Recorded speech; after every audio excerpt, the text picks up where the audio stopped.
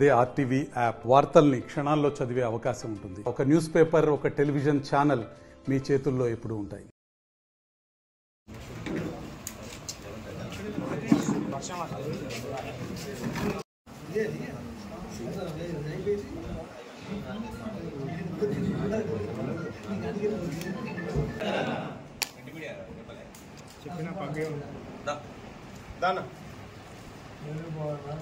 కుర్చీలే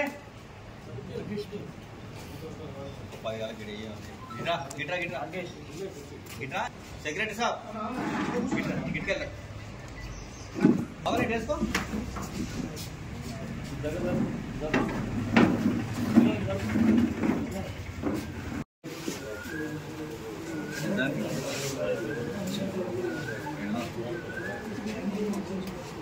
ఏమవుతాను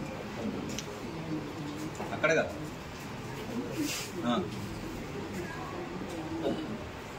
లేదు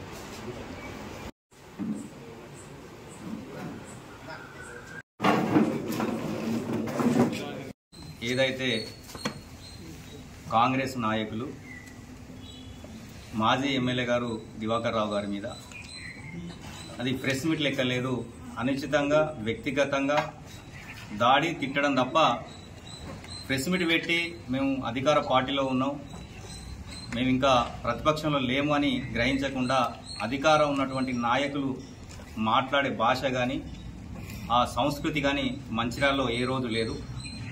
ఎందుకంటే ప్రజాస్వామ్యంలో గెలుపు ఓటములు అనేది సహజం.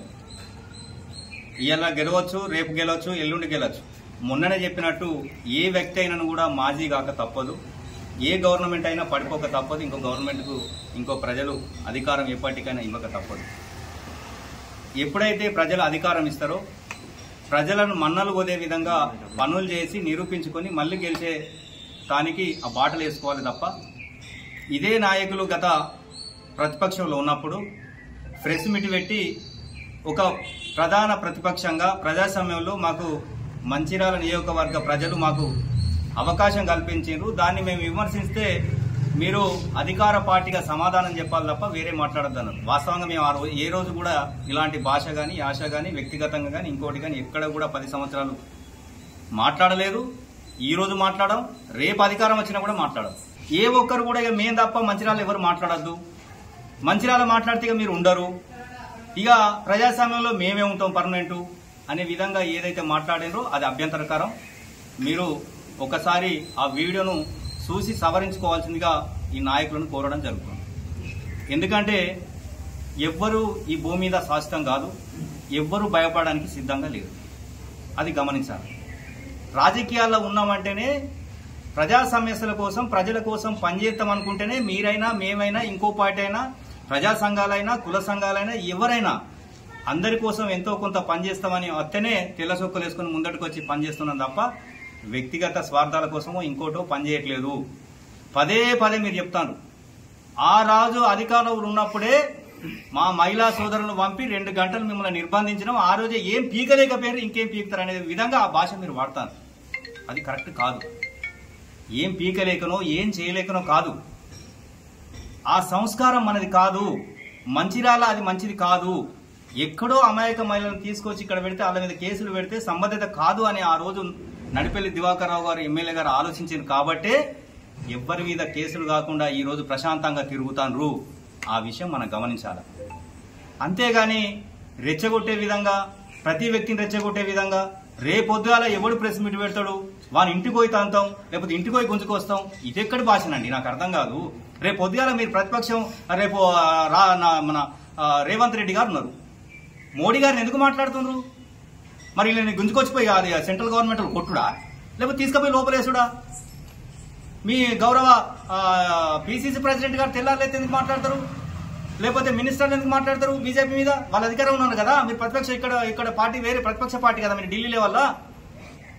ఇవన్నీ మనం ఎక్కడో కాడ ప్రతిపక్షం మనం ఉన్నాము, ఆ ప్రతిపక్షంలో ఉన్నమాట వేరు, అధికార పక్షం కాడికి వచ్చే వరకు వేరే అనే విధంగా ఏదైతే మాట్లాడుతారో అది కరెక్ట్ కాదు. ఏది ఏమైనప్పటికీ ఇలా సోదరుడు చెప్పినట్టు 4 సార్లు గెలిచిన ఎమ్మెల్యే గారు 70 సంవత్సరాల పైబడినటువంటి వ్యక్తి, ఒక తండ్రి స్థానంలో ఉన్నటువంటి వ్యక్తి మీద అలాంటి భాష ఉపయోగించడం అనేది మీకే వదిలిపెడుతున్నాం. ఈ మంచిర్యాల ప్రజలు అవన్నీ గమనిస్తాను. మేము మంచి పనులకు వ్యతిరేకం కాదు, అభివృద్ధికి వ్యతిరేకం కాదు, దేనికి కూడా వ్యతిరేకం కానీ పదే పదే చెప్తున్నాం. ఆఫీసర్లను బెదిరించడం అంతకన్నా కాదు, మీరు అర్థం చేసుకోవాలి. మీరు డెవలప్ చేసేది నేను మొన్న ప్రెస్ మీట్లో నేను కానీ నరేష్ గారు కానీ ఇంకో వ్యక్తి కానీ చెప్పినాం. మీరు చేసే పనులు చెప్పిరు, కానీ మేము చేసే పనులు మీరు ఎక్కడ చెప్పట్లేదు. ఏం లేదు, సున్నా అంటారు. మంచాలకెళ్ళి లేచి ఇంట్లోకెళ్ళి అడుగుపెట్టిన రోడ్డు నడిచేదే దివాకర్ రావు గారు వేసిన రోడ్డు. అది మర్చిపోతాను. నియోజకవర్గం ఏ గల్లీ కన్నా పోండి, ఏ వాడ కన్నా పోండి, ఏ ఊరు కన్నా పోండి, మీరు ఏ కూరగాయల కన్నా పోండి, ఎక్కడికి పోయినా దివాకర్ రావు గారు అంటే దివాకర్ రావు గారు ఇంట్లోకెళ్ళి వేయలే. దివాకర్ రావు గారు ఈ ప్రజలు గెలిపిస్తే ఈ ప్రభుత్వ ప్రజల ప్రభుత్వం ఏదైతుందో నిధులు తీసుకొచ్చినటువంటి వేలాది కిలోమీటర్లు ఈ నియోజకవర్గంలో వేసినటువంటి ఘనత నిరంతర ప్రక్రియ అండి. ఒక పక్క సంక్షేమం కావచ్చు, ఒక పక్క అభివృద్ధి కావచ్చు. ఒక్కొక్కరికి ఒక్కొక్క థాట్ ఉంటుంది. మీకో థాట్ ఉంది, మీరు చేయండి. మేము చేసి మిగిలిపోయిన పనులు మీరు కొని చేస్తారు. దాని డౌట్ అనేది ఒక తప్పు అవుతుంది, ఒక తప్పు అవుతుంది. దాన్ని కాదనట్లేదు కదా. మీరు ఇప్పుడు వారు చెప్పినట్టు మీరు ఏం పని చేయాలని మీరు అంటారు, చేసినామని మేము అంటున్నాం. మరి ఇట్లా ఇదే ప్రెస్ మిత్రులను పట్టుకొని మీరు పిలవండి, శ్వేతపత్రం రెడీ చేస్తాం. 20 సంవత్సరాలలో ఎన్ని వేల కోట్లు పెట్టినామో మేము చేస్తాం. మీరు కూడా మేము పలానా చేస్తాం, పలానా చేయబోతున్నామని మీరు పెట్టండి. మేము రెడీ ఉన్నాం. దానికి ఎక్కడ కూడా వెనకాడేది లేదు. మీరు అంటారు హామీలు అయితే ఇచ్చిండ్రో, ఏమేమైతే ఇయ్యలేదో రేపు పొద్దుగాల నుంచి మాకు అదే పని. మీరు ఏదైతే అబద్దాలు చెప్పి అధికారంలోకి వచ్చిండ్రో ఆ అబద్దాలను నిజం చేసి ప్రజలకు మేలు చేసే విధంగా ఈ స్కీములని అమలు చేసే విధంగా మీపై ప్రజా పోరాటం, ప్రజలతో కలిసి పోరాటం చేయవలసిన బాధ్యత బీఆర్ఎస్ పార్టీగా మా పైన ఉన్నది. ఇది ఎందుకు చెప్తున్నామంటే వ్యక్తిగత విమర్శలు మానండి. ప్రతిపక్షంగా ప్రజలు మాకు ప్రతిపక్షంగా కూర్చుండబెట్టిండ్రు. దాన్ని వినకుండా ఊకే దివాకర్ రావు గారి నిట్టుడు కిందోళ్ళని పేరు పెట్టకుండా మీ ఈపులు పాల్గొడితే వాళ్ళకొట్టు ఏం పాడైంది. ఇంకా 100 ఏళ్ళు బతుకుతామే నీ భూమిన, ఏం బతకం. ఎవ్వరు కూడా 1000 ఏళ్ళు బతకడానికి భూమికి రాలేదు. ఎప్పుడైనా సావడానికి సిద్ధం.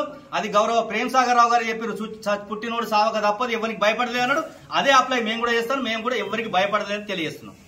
మరిన్ని వీడియోస్ కోసం ఛానల్ ని సబ్స్క్రైబ్ చేయండి. లేటెస్ట్ అప్డేట్స్ కోసం వాట్సాప్ ఛానల్ ని ఫాలో చేయండి. అండ్ లింక్ డిస్క్రిప్షన్ లో ఉంది.